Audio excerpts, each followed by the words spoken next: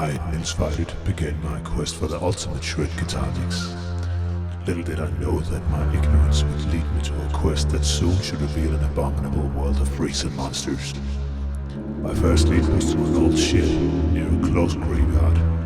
I was soon thrown into my first encounter. This was a horrible clay monster that when I first heard of it, I was sure that it was just an old legend. I was so obnoxious to laugh at it, but I was soon to experience the appalling truth.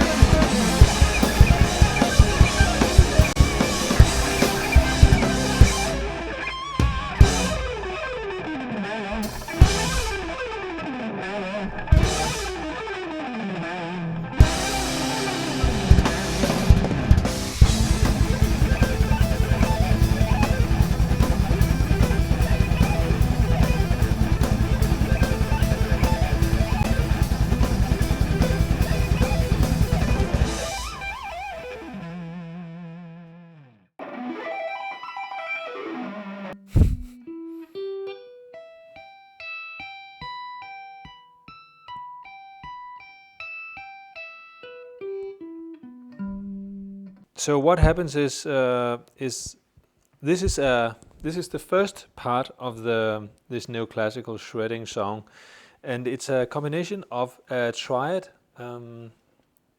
arpeggio, sweep picking arpeggio, and I combine it with tapping, and I tap two notes. And for utilizing stuff like this, I use normally I use my long finger and my little finger, and then I keep the thumb between my thumb and index finger. And mainly when I play stuff like this, I prefer to pick on the fretboard. And so I start on the minor third, which is the G in this E minor arpeggio, here with my little finger, and then I roll my ring finger over two strings. And this is the 14th fret on the A string, D string, and then the next part, which is also a combination, or where I actually play three strings with one technique, and the technique to do this is to be able to roll your index finger, in this case, over the G, B, and E string, 12th fret. So what this does, this movement where I roll, is as soon as I played one string and I move on to the next, what happens is the index finger rolls up to the next string, and what happens is that the next string I roll up to is ready to be played because the string gets attached to the fret, and by that plays the notes that the pick is playing.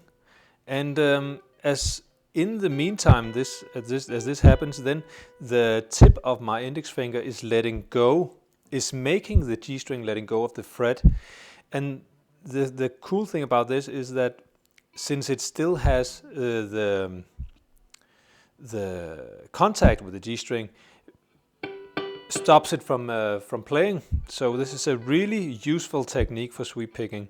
And then I continue that into the high E string, and you can see once I reach the high E string here, the B string is letting go of the fret.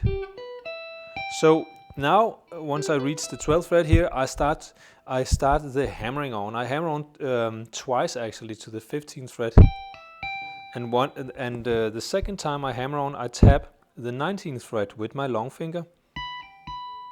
twice also, so. And the second time I tap it, then I start with my little finger to tap the 24th fret. And when I tap the 24th fret, I actually don't repeat that note, so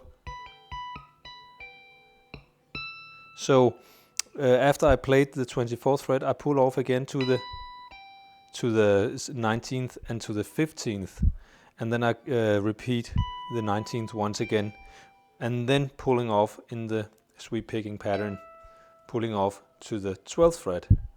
And then I start the movement where I roll back to the B string and to the G string, 12th fret.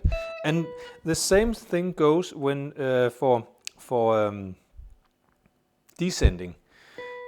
The same technique, but just completely opposite. So I roll down to the B string, and what this does is the B string gets in contact with the fret, and the E string loses the contact with the fret, but still has contact with the index finger, which then kills the noise. And I go down to the G string, and then I continue into the D string, where I continue that same technique, rolling from the D string into the A string with my ring finger this time, same procedure, and then finally finishing it up on the 15th fret on the low E string.